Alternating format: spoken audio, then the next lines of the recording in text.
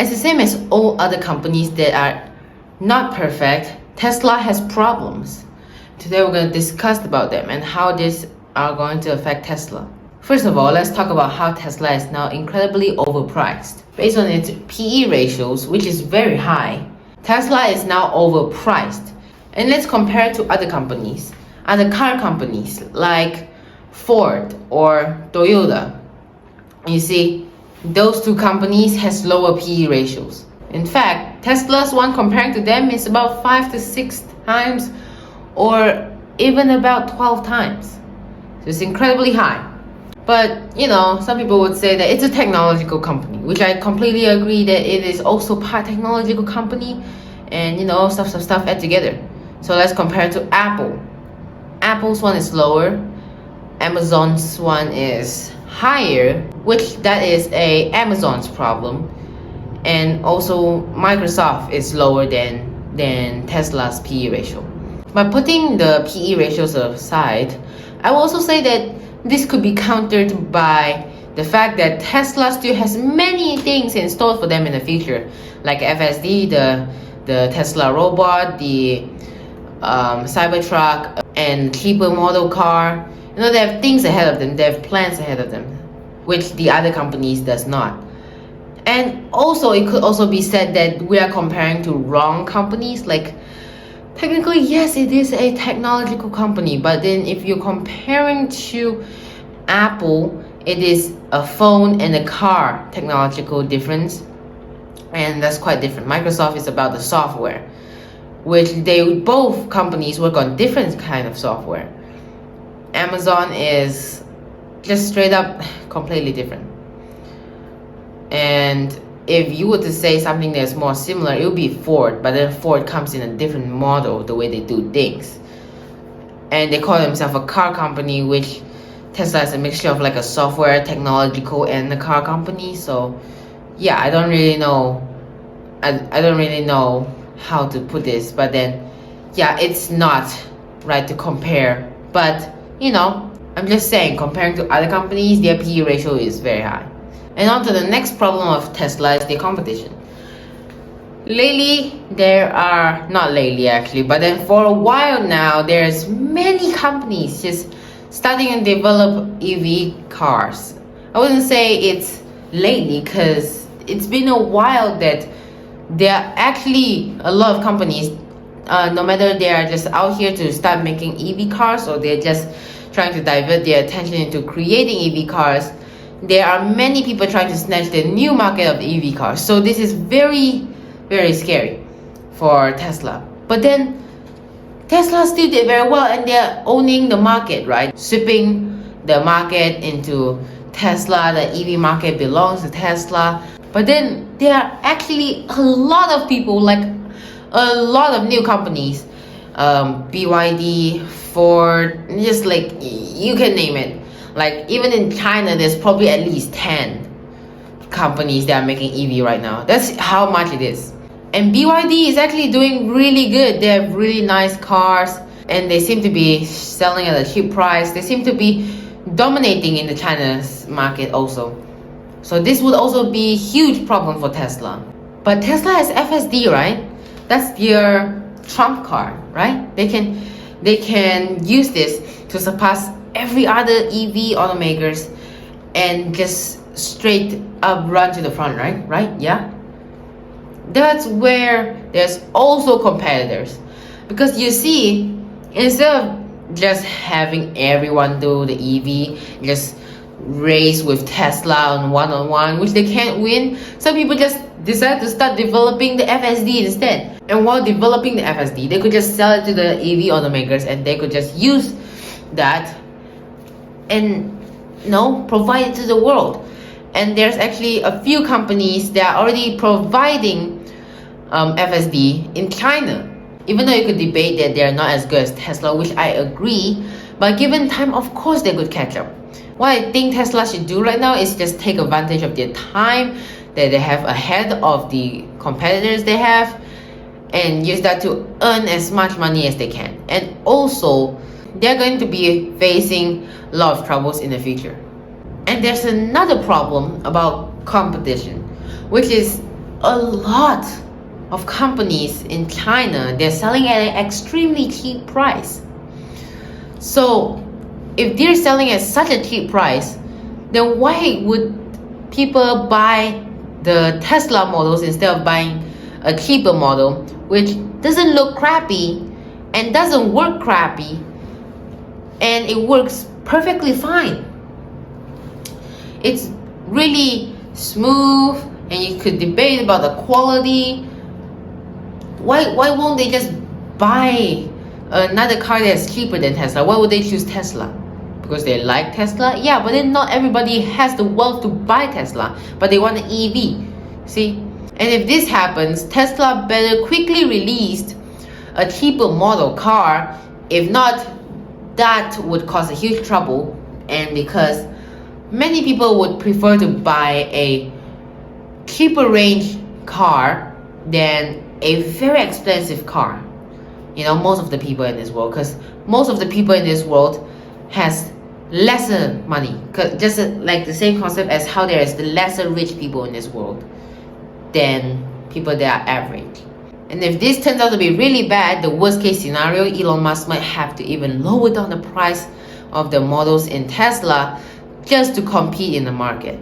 Well, that's enough about the competition. Let's move on to the next problem about Tesla. And yes, there's more problems with Tesla. And this problem is also the greatest strength. And that will be Elon Musk. Yes, Elon Musk, it's not a problem about his brain. Yes, technically it is a problem about his brain because everything works by his brain. But, you know, it's not about what he do in the company, but what he does outside of the company. His mouth. He can't control his mouth. In fact, he can't even control his tweets. His tweets are worse than his mouth. And let's just say his mouth is already like not even troublesome. His tweets are just ridiculous. He's just like a rich boy just going around poking everybody's nerves. Just wait until he poked that one guy's nerve that would punch him in his face. You know, if Elon Musk accidentally poked somebody in a huge power in political terms, he would be in great trouble no matter what country that person is from. Okay, maybe it won't affect him if it's like from a country that he doesn't have any things there, like doesn't have a gigafactory there, but then it will hurt him if he would, you know, poke some politicians in the country of China, Germany, and most of all, the USA. And his mouth has not so far brought him to a very pinch point yet. But he just haven't poked something that would bring him massive difficulty, which I wish I did not see. Now on to the fourth problem, which is recession. This isn't directly a problem to Tesla, but more like a direct problem to you, because you know what recession do to you, right? And because of what recession does to every individual person, and which companies like Tesla feeds off people like us from buying their things, that would affect them, truly. And also recession will cause lower demands and higher material cost. Lower demands because no recession, you don't really spend money during recession. And because you don't spend money, you won't really buy a car during that time. And higher material cost is also because you don't really buy things, but when people buy things from you, you need the same amount of profit out of that month so you can eat. So you just pump up the amount of cost for the material, so people, when they buy it, they have to buy at a more expensive price.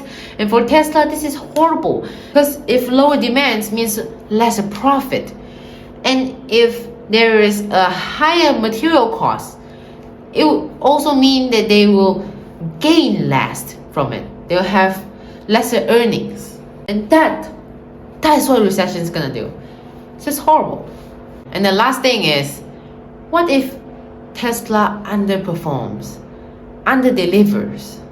Okay, let's just say underperform. Tesla, let's just say Elon Musk. Elon Musk says that he wants Tesla to be able to produce 20 million cars by 2030. Means that he could be able to make 20 million cars in 1 year by 2030, which is incredibly hard.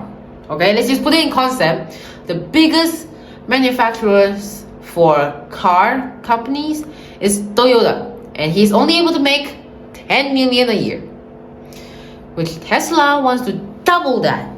I mean, like, it's not hard to imagine since Tesla's making about 500,000 cars per quarter.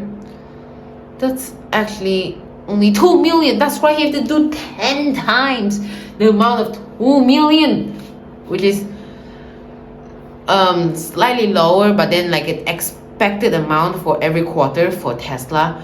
Right now, they have to do 10 times of what that is. So hard. Even with Giga Shanghai being able to produce 1 million on its own, it's still gonna be hard. So I would say they at least need 3 more gigafactories or more. But what if they underperform on that part? You know, I doubt that there is 0 people out there that invest in Tesla believing that they could do this by 2030. And because if they're able to do this by 2030, they would earn a lot. First of all, what if they don't achieve it? That would be bad, right? That would be bad. And what if their FSD turned out to be quite bad? And what if their robo-taxi turned out to be actually really bad? And what if like something else just, the Cybertruck pieces of metal just falls off and it's not actually bulletproof? People get really disappointed. Or they underperform by sales because of the material and blah blah blah blah blah blah blah. What if all this happens, right? What if they underperform? There's, you know, like there are many things to cause them to have these troubles going on. So what if it happens, right? What if it happens? Well, that's about all the Tesla problems I could think of. If you have any other problems that you think Tesla has currently, comment down below. I would really want to know. But if you think that what I said in this video about Tesla's problem really makes sense to you, make sure to like and subscribe, please. And of course, I myself believe that Tesla can do it. Because if you don't try, there won't be a chance. But if you try, there will be a chance. It's up to you if you want to after listening to this video. But see you guys next time. Bye.